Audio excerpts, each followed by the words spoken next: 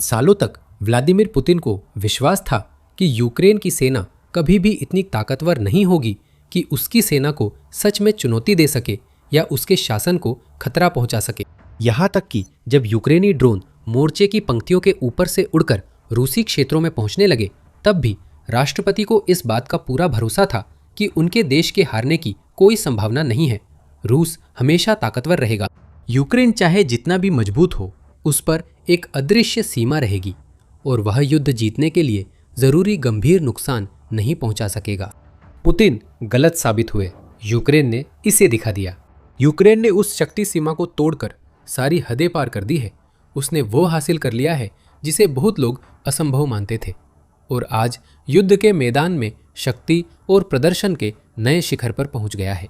इस बदलाव को समझने के लिए हमें रूसी तेल और ऊर्जा अवसंरचना के खिलाफ यूक्रेन के जारी अभियान के शुरुआती चरणों तक लौटना होगा।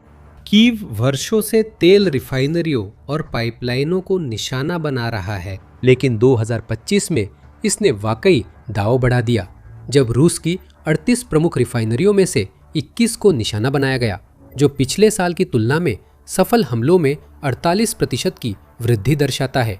2025 में ऐसा लगता था कि हर हफ्ते रूसी तेल संयंत्रों में आग, विस्फोट या ड्रोन हमलों की खबरें आती थीं। कुल मिलाकर इन हमलों ने देश की अर्थव्यवस्था और ऊर्जा क्षेत्र पर काफी असर डाला और अगस्त से अक्टूबर 2025 के बीच हमलों के चरम पर रिफाइनरी क्षमता का स्तर 40% तक गिर गया। यूक्रेन के मानव रहित प्रणाली बलों ने नियमित रूप से सैन्य उत्पादन संयंत्रों पर हमले शुरू किए, जिससे रूस के ड्रोन, मिसाइल और गोला बारूद बनाने वाली जगहों पर आग और विस्फोट हुए। हालांकि इन हमलों का प्रभाव महत्वपूर्ण था और ऑनलाइन साझा किए गए विस्फोटों व धुएं के गुबार की तस्वीरें, वीडियो काफी प्रभावशाली थे। असल में इन हमलों में कई उतने प्रभावी नहीं थे जितने होने चाहिए थे। इसके दो बड़े कारण थे। पहला था रूसी वायु रक्षा प्रणालियों की मौजूदगी।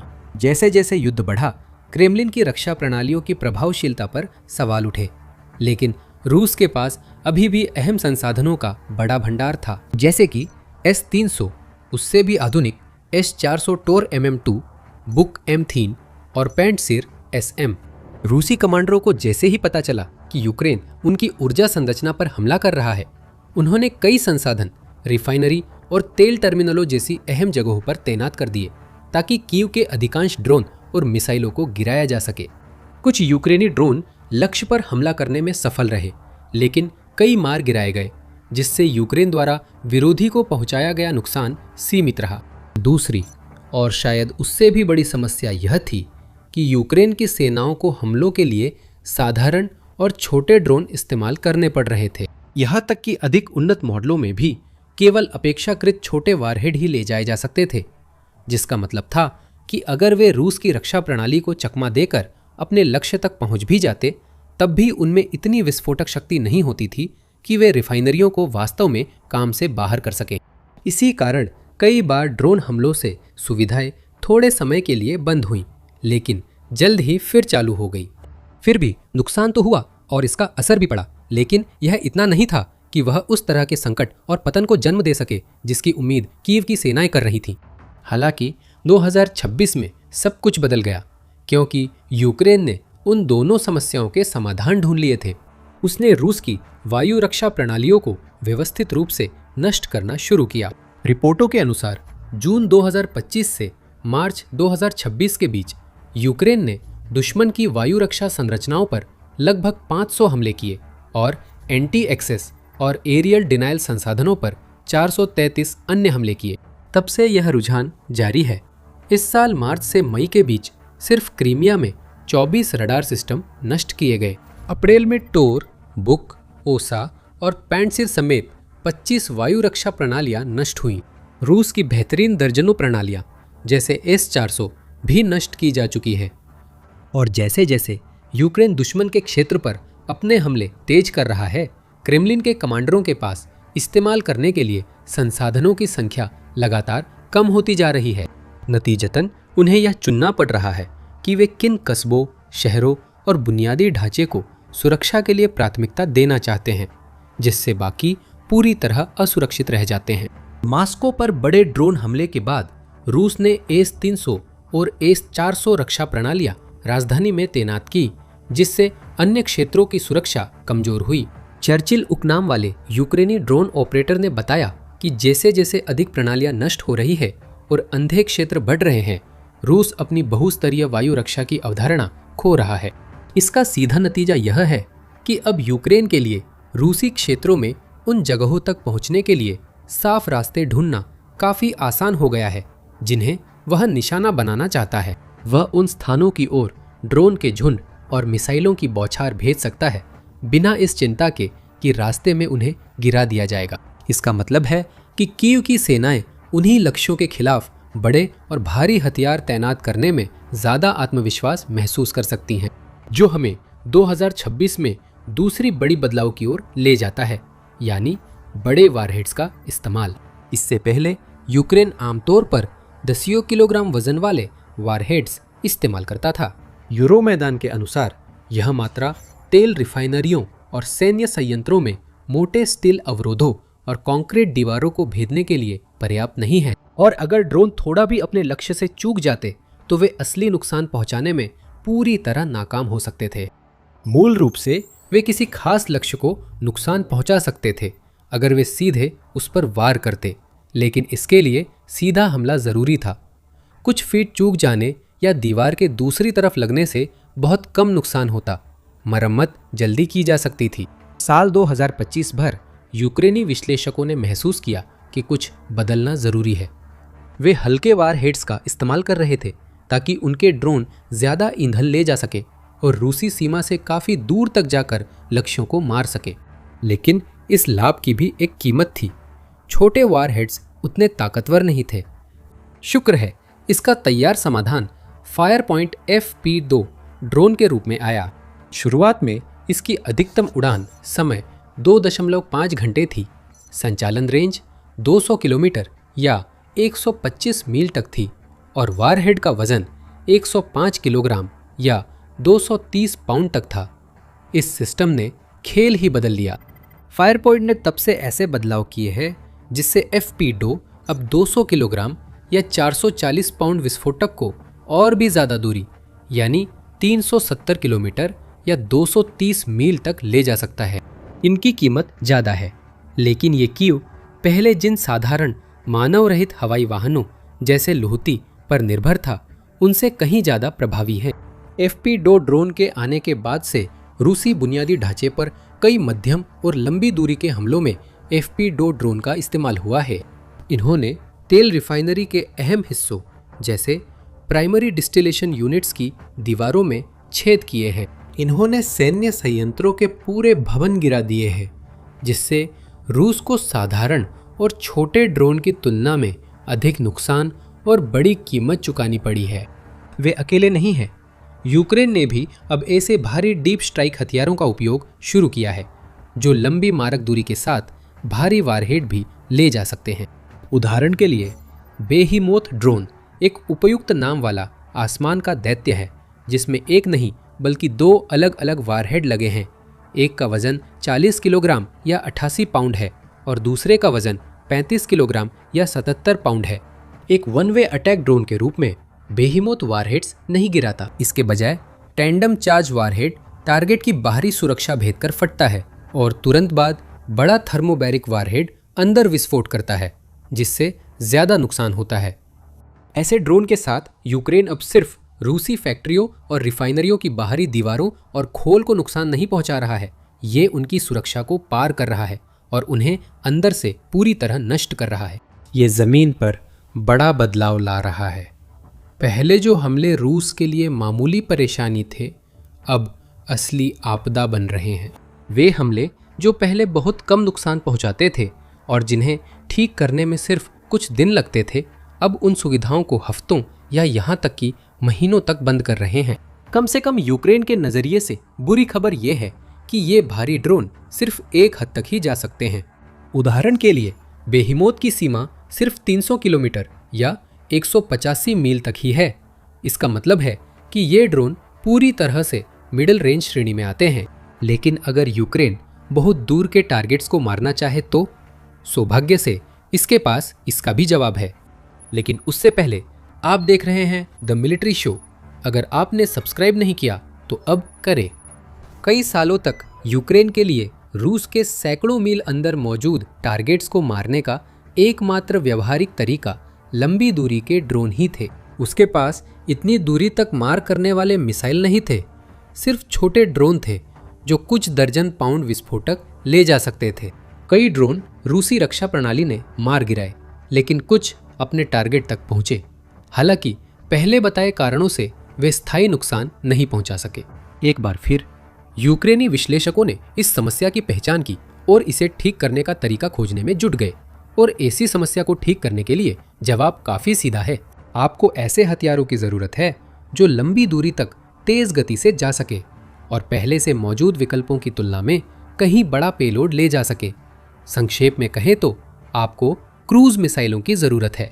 तो फायर पॉइंट, वही कंपनी जिसने FP-FP2 ड्रोन बनाया था और यूक्रेन के तेजी से बढ़ते रक्षा क्षेत्र की सबसे बड़ी कंपनियों में से एक है, उसने FP-FP5 क्रूज मिसाइल विकसित की, जिसे फ्लेमिंगो के नाम से भी जाना जाता है। अपने जेट प्रणोदन प्रणाली की वजह से ये मिसाइल, जिसकी कीमत लगभग $5 लाख प्रति यूनिट है, 3000 किलोमीटर या 1900 मील की जबरदस्त ऑपरेशनल रेंज रखती है। यह 1150 किलोग्राम या 2540 पाउंड का वारहेड ले जाती है।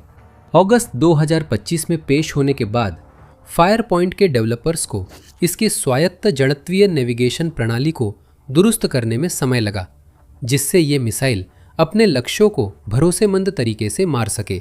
अब जब उन्होंने यह कर लिया है तो फ्लेमिंगो की पूरी ताकत खुलकर सामने आ गई है और रूस इसके सामने बिल्कुल भी टिक नहीं पा रहा है। 27 जून को रूस के वोल्गोग्राद क्षेत्र में टाइटन बैरिकेड मिसाइल प्लांट पर कई फ्लेमिंगो मिसाइलें दागे जाने की खबरें सामने आई। यह देश के दक्षिणी हिस्से में स्थित है, जो मोर्चे से लगभग 500 किलोमीटर 310 मील दूर है।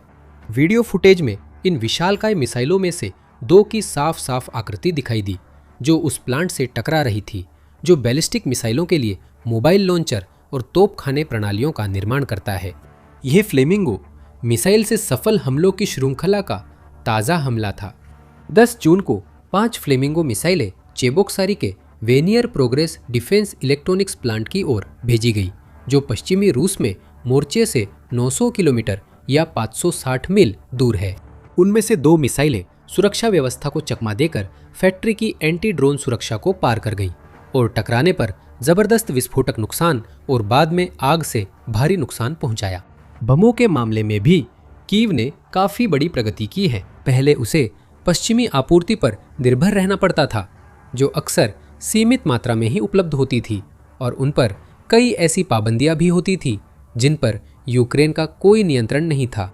अब यूक्रेन ने अपने संसाधनों जैसे डेवलपर DG इंडस्ट्रीज की इक्वलाइजर ग्लाइड बॉम्ब का सीरियल प्रोडक्शन शुरू कर खेल बदल दिया है। रिलीज पॉइंट से दर्जनों मील दूर तक जाने में सक्षम ये बम रूसी लक्ष्यों जैसे air defence system, radar station, गोला बारूद डिपो, सैनिक जमावड़ों, टैंक और अन्य बख्तरबंद वाहनों को तबाह करने के लिए भरपूर विस्फोटक ताकत रखते हैं। यूक्रेन कई सालों से मध्यम दूरी और लंबी दूरी के हमले कर रहा था, लेकिन इन भारी हथियारों से खेल बदल गया है। अब वे सिर्फ रूसी संपत्तियों और बुनियादी ढांचे को हल्का नुकसान पहुंचाने तक सीमित नहीं हैं, बल्कि कीव अब लक्ष्यों को टुकड़ों में उड़ा रहा है। ताज़ा हमले क्रेमलिन के लिए पहले की किसी भी चीज़ से ज़्यादा नुकसानदेह और महंगे साबित हो रहे हैं, जैसा कि कैलिफोर्निया थिंक टैंक रैंड के शोधकर्ता माइकल बॉनेट ने बताया है। किसी भी सामान्य पर्यवेक्षक के लिए भी यूक्रेनी हमलों का असर समय के साथ लगातार बढ़ता जा रहा है। ये सिर्फ ज़्यादा मारक क्षमता नहीं, बल्कि दूरी तक मार करने की क्षमता का भी सवाल है। ताज़ा रिपोर्ट के अनुसार यूक्रेन के पास इतना गोला बारूद है कि वह रूस के लगभग आधे हिस्से और 70% से अधिक आबादी को निशाना बना सकता है। रूस के अपने निगरानी चैनल, जो पूरे रूस में रडार के जरिए निगरानी करते हैं, ने हाल ही में देश के दूर दराज के इलाकों में भी हवाई हमले की चेतावनियों की रिपोर्ट दी है।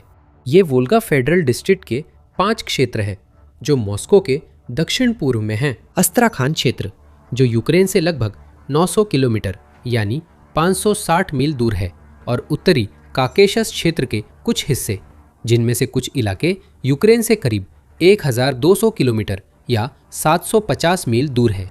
मध्य रूस में मॉस्को में अलर्ट बजाए गए हैं, जो यूक्रेन से लगभग 400 से 500 किलोमीटर यानी 250 से 310 मील दूर है। व्लादिमीर जो 450 किलोमीटर या 280 मील दूर है, ताम्बोव जो 350 किलोमीटर या 220 मील दूर है, और लिबेत्स्क जो यूक्रेन की सीमा से लगभग 300 किलोमीटर यानी 186 मील दूर है। 1 जुलाई को यूक्रेन के राष्ट्रपति व्लादिमीर ज़ेलेंस्की ने कहा कि उनकी सेनाओं ने ऊफा की ऑयल रिफाइनरी पर हमला किया, जो फ्रंट लाइन से करीब 1300 किलोमीटर यानी 800 मील से ज़्यादा दूर है। ये दूसरी बार था जब इस स्थान पर हमला हुआ था। पेंटा क्षेत्र में एक सैन्य ठिकाने पर भी हमला हुआ, जो फ्रंट से लगभग 600 किलोमीटर या 370 मील दूर स्थित है। ये संघर्ष के पहले चरणों की तुलना में एक बड़ा बदलाव है। 2024 में केवल वे रूसी क्षेत्र यूक्रेनी हमलों से चिंतित थे जो सीमा के पास थे, और यूक्रेन के संसाधनों का बड़ा हिस्सा भी कब्जे वाले क्षेत्रों के भीतर दुश्मन की क्षमताओं के खिलाफ इस्तेमाल हो रहा था। अब रूस में लगभग कोई भी जगह सुरक्षित नहीं लगती। पश्चिमी क्षेत्रों से साइबेरिया तक हवाई हमले के सायरन अब रूसी जनता की रोजमर्रा की जिंदगी में शामिल हो गए हैं, क्योंकि यूक्रेन अब युद्ध को रूसी जनता के घर तक पहुंचा रहा है। ये सायरन मामूली असुविधाएं नहीं हैं। अलर्ट बजते ही कई बार पूरे कस्बे और शहर बंद करने पड़ते हैं। हवाई अड्डों पर संचालन रोक दिया जाता है, सार्वजनिक परिवहन सेवाएं बंद हो जाती हैं और लोगों से कहा जाता है कि वे घर के अंदर रहें या भूमिगत शरण लें। इसका असर होता है। यूक्रेन रूसी रणनीति की नकल नहीं करता और नागरिक घरों और बुनियादी ढांचे को निशाना नहीं बनाता। फिर भी युद्ध रूसी लोगों की जिंदगी पर लगातार डरावने और चुनौतीपूर्ण असर डाल रहा है। इससे वे किसी को दोषी ठहराने के लिए और भी ज्यादा बेचैन हो जाते हैं और कई लोग सिर्फ व्लादिमीर पुतिन पर उंगली उठा रहे हैं। नतीजतन पुतिन की लोकप्रियता में भारी गिरावट आई है। यहाँ तक कि क्रेमलिन के प्रचारकों द्वारा कराए गए सरकारी सर्वेक्षणों में भी बढ़ती संख्या में रूसी लोग यह वास्तविक चिंता जता रहे हैं कि क्या उनका राष्ट्रपति अब भी नेतृत्व करने के योग्य है। आने वाले हफ्तों और महीनों में पुतिन और उसके लोगों के लिए हालात और खराब हो सकते हैं, क्योंकि यूक्रेन का शस्त्रागार और मजबूत होगा।